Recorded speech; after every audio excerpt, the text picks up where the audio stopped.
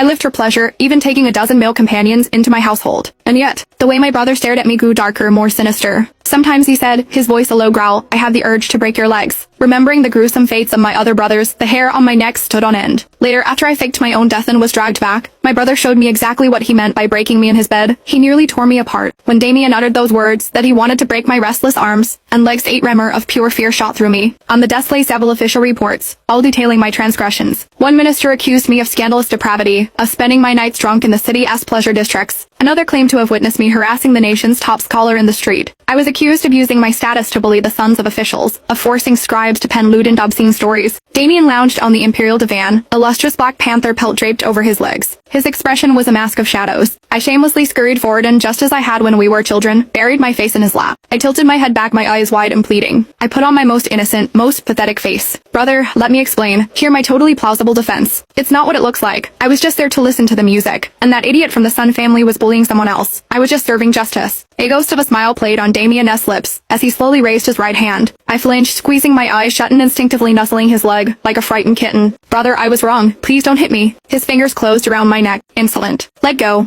Only then did I realize that in my panic my own hand had gone rogue. Hidden beneath his imperial robes, I had wrapped my fingers around Damien's pale, slender ankle. A terrifying mistake. I snatched my hand back, muttering under my breath, "Brother, you've gotten thinner again. Haven't you been eating properly? I'm going to tell the Queen Mother on you." Damien's expression remained as placid and unreadable as ever. "Tomorrow, you will move into the palace." A jolt went through me. I shook my head frantically. "No, I'm not done having fun yet. Besides, my companions at the estate will miss me." The pressure on my neck increased.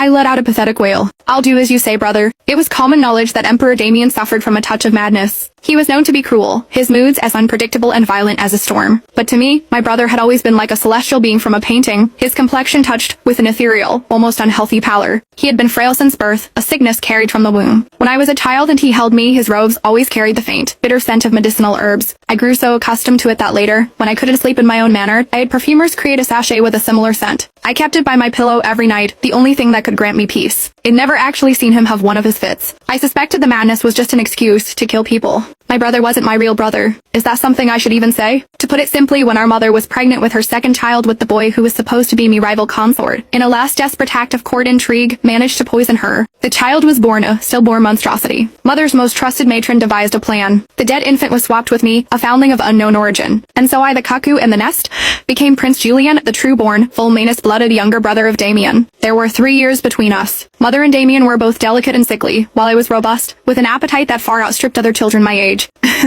I used to think to myself, I'm definitely not one of them. I'd clench my fists, flexing the baby fat on my arms. At least I could protect my brother. By the time I was old enough for the Royal Academy, I had shot up in height and build, towering over him to the point where I could completely shield his slender frame with my own. The old matron would joke that I was a leaf meant to shelter him. My world revolved around Damien. I clung to him, obeyed him, but I could never truly understand him, and I feared him. Of course, the moment I realized my feelings for him were unnatural, my rebellious phase began. I stopped listening to him, deliberately defying his every word. I cultivated the persona of a fickle womanizer, falling for a new face every week, and I put as much distance between us as I could. I was terrified he would sense the truth of my heart and be disgusted. Even more, I was terrified he would discover I wasn't his real brother. After moving into the palace, I was assigned an attendant named Sam, the apprentice of the Lord Chamberlain Felix. Your Highness, please, you must practice. You can't keep scaring away the instructors. Sam pleaded, his face a mask of worry. We were on the royal training grounds. The Emperor has decreed that if you don't hit the bullseye today, you won't be served dinner. TCH threatening me with dinner? Did he still think I was a child? I ignored him, strumming the bow like it was a lute. At first, Damien had tried to make me study history and policy, but the words just gave me a headache. He relented and gave me books on military strategy, but my brain turned to mush. Finally, realizing I had nothing but brute strength, he commanded me to learn archery. I knew what he was doing. He was testing me. Testing to see if I posed a threat to him. How cruel. I wonder how Seven is doing. I miss hearing him play. I'm used aloud. Seven was one of the prettiest of my companions. There was no reply. The training ground was unnervingly silent. I turned my head and saw Damien approaching, wrapped in a heavy white wolf,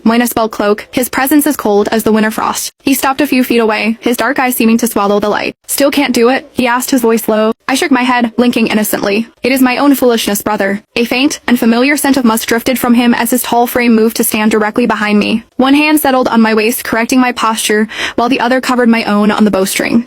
Too close. My ears instantly turned a burning red. The wind blew a strand of Damien's long hair against my cheek, tickling me. I have no idea when the arrow was released. His cool lips were right beside my ear, his breath a warm whisper against my skin. What are you thinking about?